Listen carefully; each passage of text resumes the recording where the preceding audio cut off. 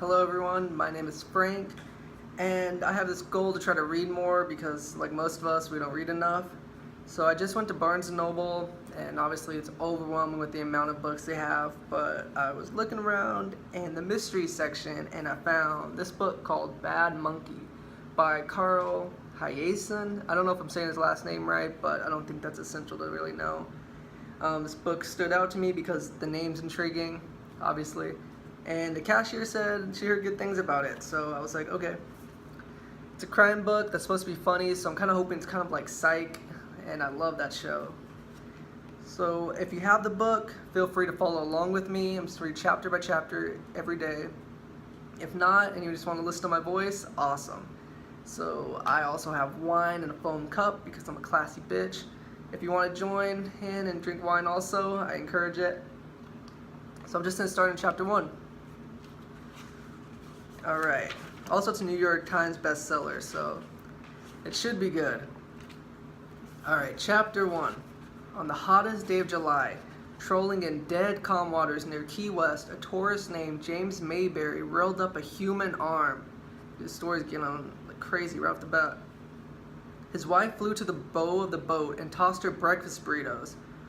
"What are you waiting for?" James Mayberry barked at the mate. "Get that thing off my line." The kid tugged and twisted, but the barb of the hook was embedded in bone.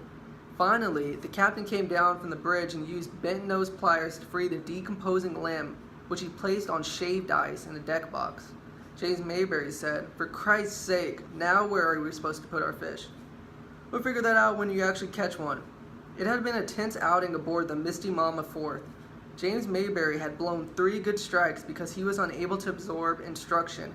Dragging baits in the ocean was different than jigging for walleyes in the lake back home. "Don't we need to call somebody?" he asked the captain. "We do."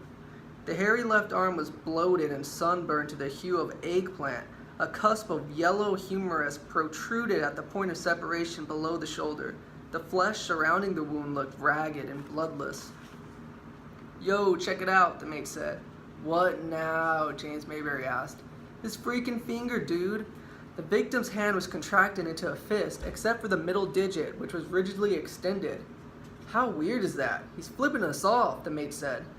The captain told him to rebait the angler's hook. "Has this ever happened out here before?" James Mayberry said. "Tell the truth.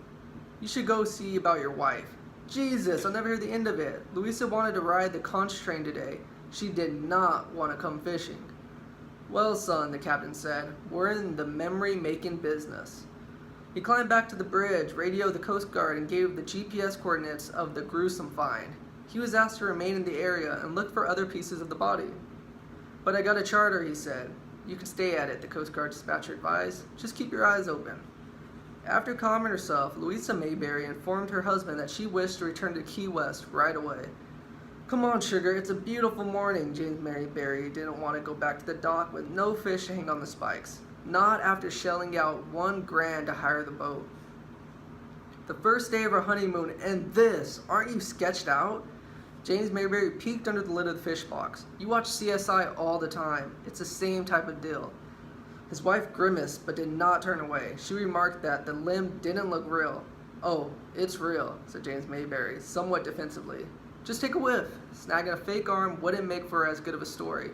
A real arm was pure gold. Major high fives from all his peeps back in Madison. "You caught a what? No way, bro." Louisa Mayberry's gaze was fixed on the limb. "What could have happened?" she asked. "Tiger shark," her husband said matter-of-factly. "Isn't that a wedding band on his hand? This is so sad." "Fish on," the mate called. "Who's up?" James Mayberry steered his bride to the fighting chair, and the mate fitted the rod into the gimbal. Although she was petite, Louisa Mayberry owned a strong upper body due to the rigorous Bikram yoga classes that she took on Tuesday nights. Refusing assistance, she pumped in an 11-pound blackfin tuna and whooped triumphantly as it flopped on the deck. Her husband had never seen her so excited. "Here, take a picture," she cried to the mate and handed over her iPhone. "Hold on," James Mayberry said. "Get both of us together." Louisa watched him hustle to get ready. "Really, Jimmy? Really?" Moments later, the captain glanced down from the bridge and saw the mate snapping photographs of the newlyweds posed side by side at the transom. Their matching neon blue Oakley wraparounds were propped on their matching cap visors, and their fair Wisconsin noses practically glowed with sunblock. Louisa Mayberry was gamely hoisting by the tail her sleek, silvery tuna, while James Mayberry wore the mate's crusty gloves to grip his rancid catch, its middle finger aimed upward towards the puffy white clouds. The captain dragged on a cigarette and turned back to the wheel. "Another fucking day in paradise," he said. "Insane." Alright, hold on. Take a sip of this wine. Alright. The phone kept ringing, but Yancey didn't answer it. He was drinking rum, sitting in a plastic lawn chair. From next door came the offensive buzz of wood saws and the metallic pops of a nail gun. The absentee owner of the property was erecting an enormous spec house that had no spiritual place on Big Pine Key, and furthermore interfered with Yancey's modest view of the sunset. It was Yancey's fantasy to burn the place down as soon as roof framing was finished. He heard a car stop in his driveway, but he didn't rise from the chair. His visitor was a fellow detective, Rogelio Burton. "Why don't you pick up your phone?" Burton said. "You believe that monstrosity? It's like a goddamn mausoleum." Burton sat down beside him. "Sonny wants you to take a road trip." "Miami?" "That's right." "I'll pass." Yancey glared at the construction site across the fence. "The house is 44 feet high. I measured it myself. The county's code is only 35. "It's the Keys, man. The code is for suckers." "Deer used to come around all the time and feed on the twigs." Yancey offered his friend a drink. Burton declined. He said, "Andrew, it's not like you've got a choice. Do what Sonny wants." "But I'm suspended, remember?" "Yeah, with pay. Is that Barbancourt? Barbancourt, my bad." "My last bottle. Tell him anywhere but Miami, Raj." "You want me to ask if you can go to Cancun instead?" Burton sighed. "Look, it's a day trip, up and back." "They always screw me on the mileage." Burton knew this wasn't true. Yancey had issues with the Miami Police Department, from which he had been fired in a previous era of his life. "Chill out. You're just going to the Mees office." "The morgue? Nice." "Come out to the car," Burton said. Yancey set down his drink. This ought to be special. The severed arm had been bubble wrapped and packed on dry ice in a red igloo cooler. To make it fit, the limb had been bent at the elbow. "That's all they found?" "You know how it goes," Burton said. "John Doe or Juan Doe. Rawlings says white male, mid-40s, heavyset, black hair." Dr. Lee Rawlings was a pathologist who served as a chief medical examiner for Monroe County. There was relatively few murders or accidental deaths in the Florida Keys, but Rawlings never complained. He filled his free time with golf and was rumored to have whittled his handicap down to only 5 strokes. Yancey knew the sheriff was sending the arm to Miami because Miami was the floating human body parts capital of America. Maybe they'd luck out and find a match, although Yancey thought it was unlikely. "Traumatic amputation," Burton said. "You think?" "Charter boat brought it in yesterday. We checked our missing persons, all 3 of them. Nobody fits the description." Yancey noticed the upraised finger on the end of the arm. A sour farewell to the mortal realm. "Random rigor mortis is what Rawlings says. He took a picture anyway." "Of course he did." "Look, I'm late for my kid's soccer game." "Absolutely." Yancey put the lid on the cooler and carried it up to his porch. Burton said, "Sure you want to leave it out here all night? Who's gonna jack an arm?" "It's evidence, man. I'm just saying." "Okay, fine." The island was plagued by opportunistic raccoons. Burton drove off and Yancey moved the cooler into the house. From a kitchen cupboard, he retrieved the Barbancourt bottle and ambled to the deck and poured himself one more drink. Next door, the construction crew was gone. Yancey's watch said 5 p.m. sharp. For the first time all day, he could hear the seabirds in the sky. The new sheriff in Monroe County was a local bubba named Sonny Summers, who won office because he was the only candidate not in federal custody. The 2 frontrunners having been locked up on unconnected racketeering charges 8 days before the election. Sonny Summers' opponents were unable to post bond and therefore faced a strategic disadvantage during the campaign's final debate, which was conducted via Skype from a medium security prison near Florida City.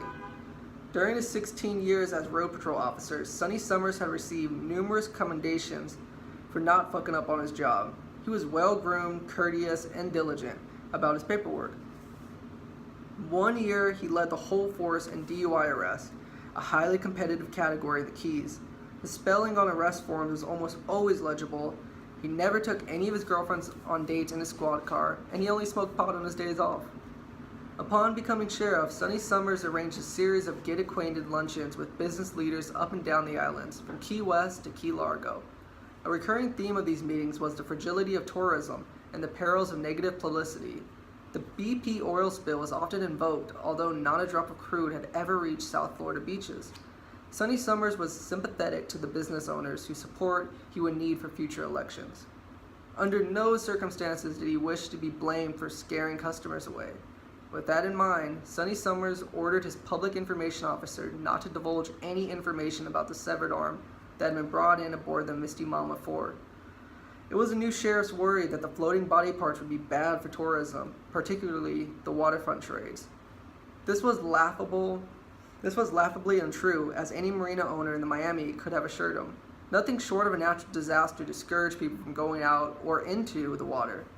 One particular beach on the Rickenbacker Causeway got spunked regularly by raw sewage, yet squads of riot police couldn't keep the swimmers and kiteboarders away.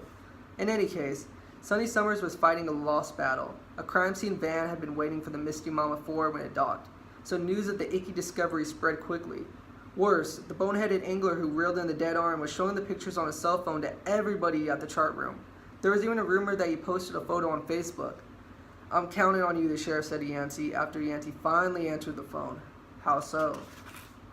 "I'm counting on you not to come back from Miami with that, you know what." Yancey said, "What if there are no matching limbs at the morgue up there?" "I need some optimism from you, detective. I need that can-do mojo." "The Gulf Stream flows north." "Duh," said Sonny Summers. "Also, the prevailing breeze this time of year blows from the southeast." "I was born here, Yancey. Get to the point." "Factor in the wind and the currents, and the odds of that arm floating from Miami all the way down here are pretty damn slim, unless it was paddling itself." The sheriff was aware of Yancey's employment history. "You don't want to drive up to the big, cold-hearted city, that's all. What if they won't take the case? See, I'm depending on you to persuade them. I can't just leave a limb at the Me's office if they don't want it."